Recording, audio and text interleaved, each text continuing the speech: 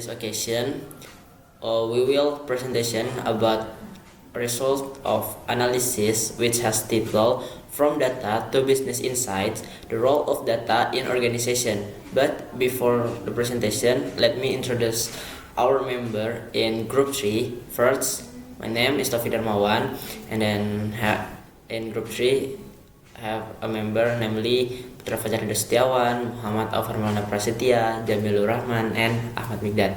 Okay, I will explain about the first material. The namely is what is data. In our daily life, we often heard about the data.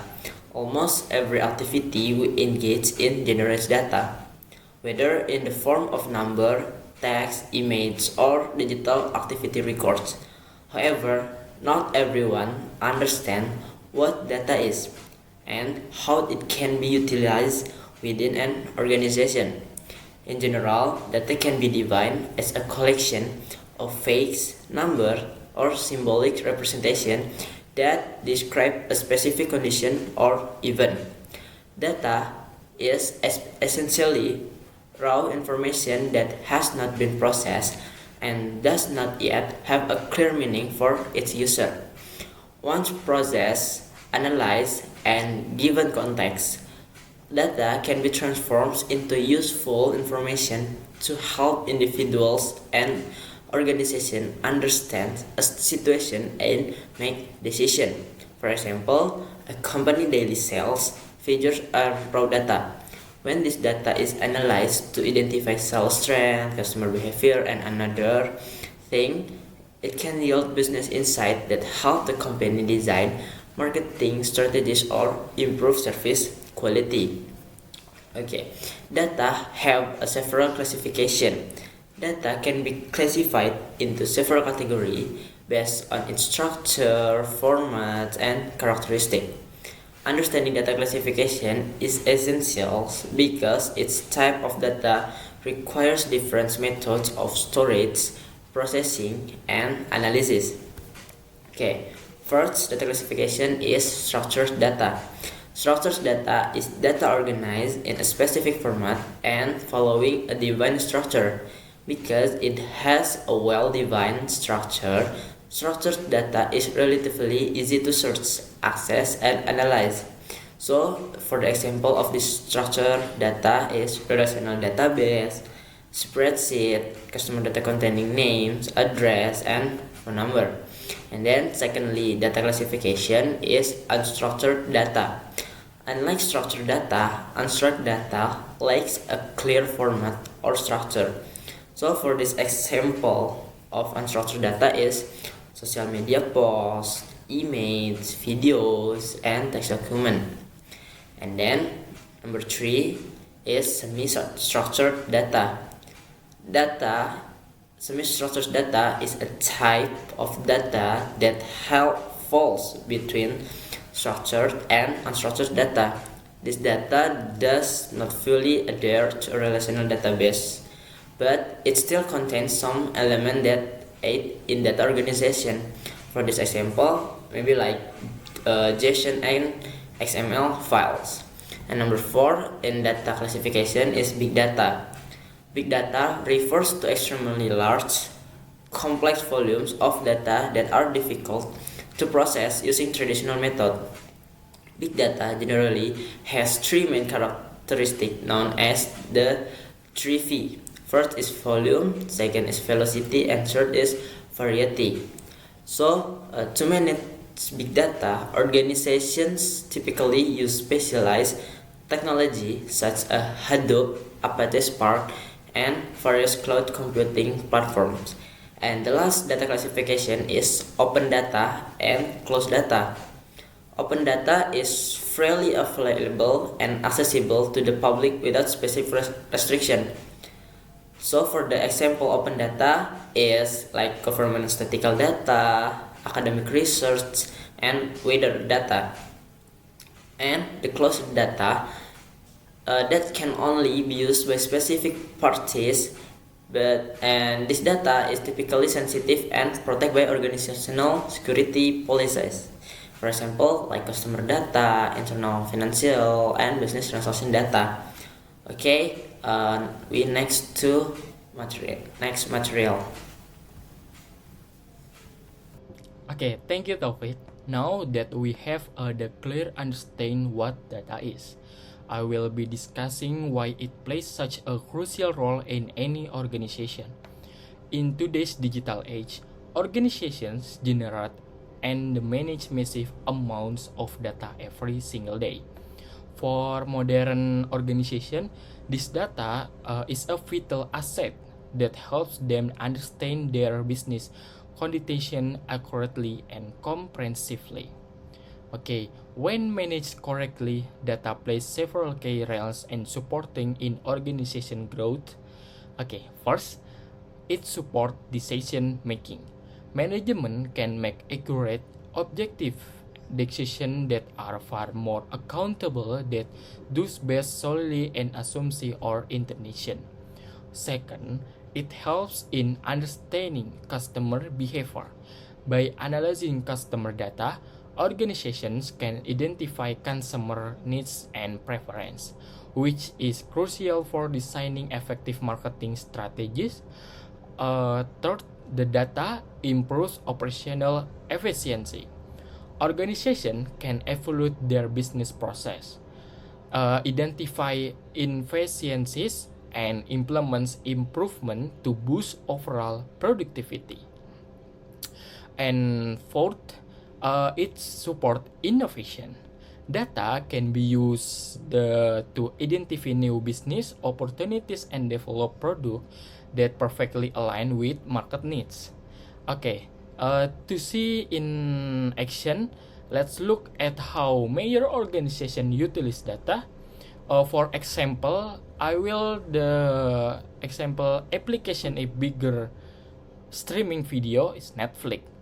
Use viewing behavior data such as watch history, preferred genres to deeply understand viewer preference. They use to provide highly personalized recommendation which enhances the user experience and keeps people engaged longer.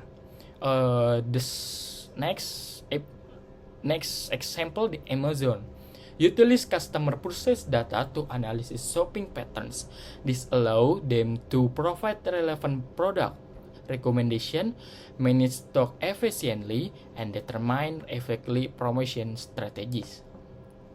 Finally, ride-hailing companies like Gojek and Grab use user travel data such as pickup location and request times to drastically improve service efficiency. This helps them manage driver contributor effectively and determine dynamic pricing strategies to ensure optimal service. Ultimately, organizations that use data effectively will always have the competitive edge. But how do organizations actually process and to analyze all of this information? To answer that, I will hand it over to Aufar, who will discuss the tools for data analysis.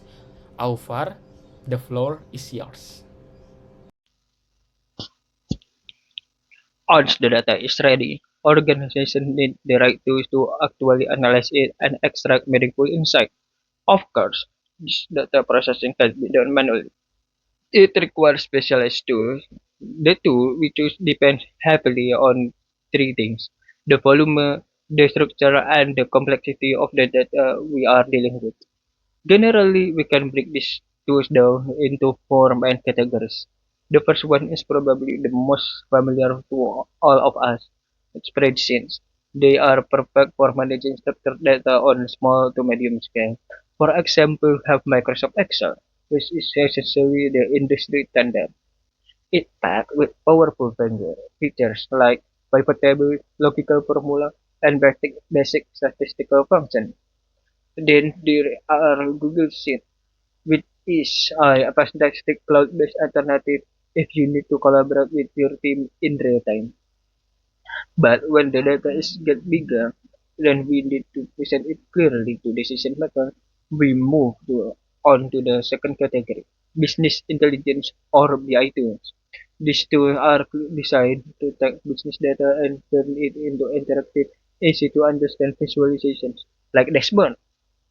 They perform at their best when connected to the data warehouse for a large-scale reporting. So Tableau is a very popular choice here because it creates highly intuitive and beautiful data visualization. Another great option is Microsoft Power BI, which integrates seamlessly with the rest of Microsoft Access system and is highly capable of advanced data modeling. Now, what if an organization is dealing with big data? We are talking about high volume, velocity, and variety.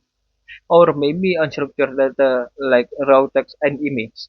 That is when programming language become the primary section. Python is currently the most popular language in the data analysis world. It's incredibly versatile and has specialist libraries that are prepared for data manipulation and machine learning. On the other hand, we also have R, which is a language specifically built in for complex statistical computing and in-depth data exploration. Finally, we analyze and structure data. We first have to be able to access and manipulate it from its storage locations. That is where relational database management system or RDBMS come in. Software like MySQL and PostgreSQL allow analysts to efficiently query, filter, and combine massive data tables before passing them along with the process by the other tools we just talked about. So, by understanding these different tools, we can effectively choose the right approach to turn raw data into valuable business strategies. Hello everyone, I am Jamilur Rahman. Now I want to explain about the art of preparing data for analysis. In the business world today, we often hear that data is the new oil, but there is a hidden truth. Your decisions are only as accurate as the data they are built upon. Imagine a five-star chef trying to cook a masterpiece using muddy and wilted ingredients. No matter how great the techniques, the result will be a disaster. Things This is what we call GIGO, garbage in, garbage out. If the raw data you feed into your AI systems or business report is dirty, you won't get insights. You will get hallucinations that lead to costly mistakes. Why is raw data so messy? It is because it comes from everywhere. CRMS, social media, and transaction logs. Without preparation, we face three major risks. One, inconsistency. Computers don't know that male, am, and lucky mean the same thing. This destroys your market categorization. Two, imbalance scaling. How can a model compare salary in the million with age in the teens? Without scaling, the larger number will unfairly dominate the results. Three, missing values. Empty data points can kill your algorithms or provide a false average of consumer behavior. Our goal today is simple. Transform raw data into a clean, standardized assets with statistical integrity. Let's break down the preparation into four micro steps. Step 1, data cleaning. Think of this think of this as washing your ingredients. We remove the noise. We handle missing values, perhaps using the median to avoid outliers, and remove duplicates so we don't overcount our customers. If you see a customer age 200 years, there is a human error you must fix. Step 2, data scaling. This ensures every variable has an equal voice. We use normalization for irregular distribution or standardizations z-score to center our data around zero. This is crucial for distance-based algorithms like customer clustering. Step 3. Encoding. We must translate human language into machine language. We use label encoding for rank data like junior, senior, and manager, and one-hot encoding for categories without a specific order, such as different branch location. And step 4, feature selection. This is about choosing the core space. We use a correlation matrix to remove redundant data and important scores to focus only on the variables that truly drive customer loyalty or profit.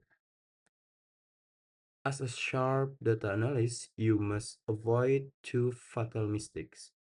First, outliers can be gold. Don't just delete weird data. In fraud detection, a strange transaction is exactly the signal we are looking for. Second, beware of data leakage. Always split your data into train and test sets before cleaning. Otherwise, you are leaking information from the future, making your result look great on paper but fail in the real world. To validate your success, use visual techniques, compare histograms before and after. If the pattern looks cleaner and logical, you are on the right track. For advanced user, try KNN Imputer to predict missing values based on similar customer behavior. And to conclude, data preparation is not just a technical core, is it a strategic investment? Clean data is the bridge that connects raw numbers to accurate, trustworthy business insights. If you want to dive deeper, I recommend the Scikit-learn documentation, Orion Geron's hands-on machine learning, or the Kaggle Data Cleaning Challenge.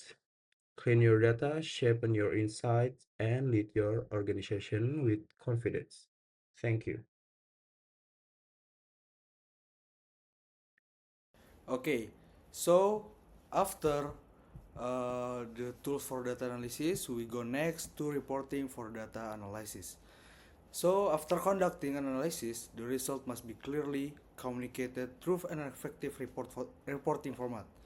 A reporting format is the method or structure used to present data analysis result to specific audience in the professional world, from startup to multinational corporation organization, and have different need and audience. So the appropriate format can vary significantly. The primary goal is simple: to ensure that insights from the data are conveyed clearly, accurately, and in a way that enable decision making. And why is reporting format important? The right reporting format determines whether your insight will be quickly understood, enabling decisions to be made, or ignored because they're too technical or confusing. Type of reporting format data for analysis. So I will gonna say, so basically this is a most commonly used format by data analysis in companies. We have four format. First is interactive dashboard. Interactive dashboard is suitable for daily or weekly monitoring, monitoring business like a KPI and team needing quick updates. So the advantages are that is format is real time or near real time. Interactive filters, interactive like filters and drill down, and can be used by many people. For the disadvantage of interactive dashboard, is include the need for initial setup and the fact that it isn't always suitable for narrative requiring lengthy explanation. And for the second is slide deck. Slide deck is ideal for presentation to management, project review, and monthly, quarterly business review.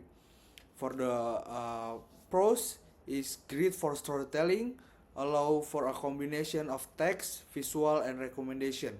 For disadvantage is not as interactive as a dashboard. It will be take time to organize neatly. And for the third is document reports. Document reports is suitable for in-depth analysis, research, and audits and comprehensive documentation. For the advantages, document reports can fully explain context, methodology, assumption, and technical details. And for the disadvantage, is rarely read in full by executive. They usually only look at the summary. And for the last format is email or short message. So email or short message is suitable for brief update, quick wins, and alerts on performance increase or decrease.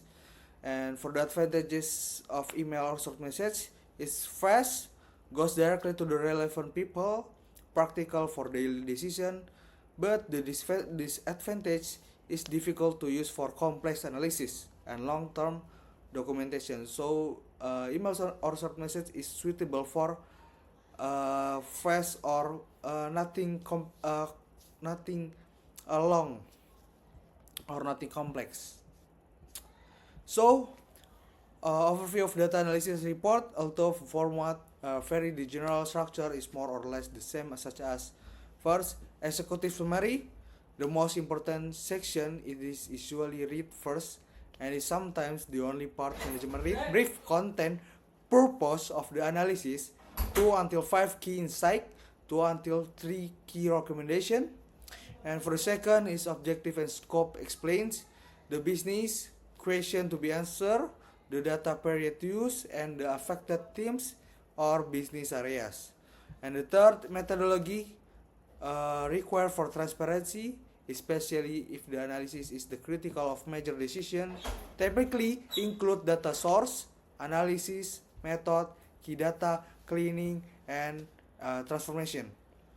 And fourth, finding and visual include visualization of trends, comparison or key pattern using chart, giving chart concise to the point title.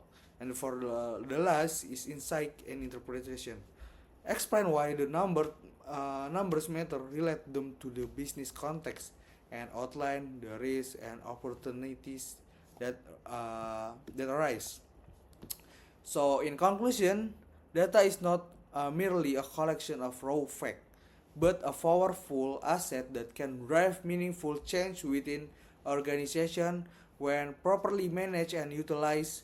From understanding what data is, recognizing its importance, preparing it for analysis, leveraging the right tools to presenting it through effective reporting, is step play a critical role in transforming data into valuable insight. Ultimately, organizations that are able to harness the full potential of data will be better equipped to make informed decisions and remain competitive in an increasingly data-driven world. And maybe that's all from reporting format for data analysis. I make that and see you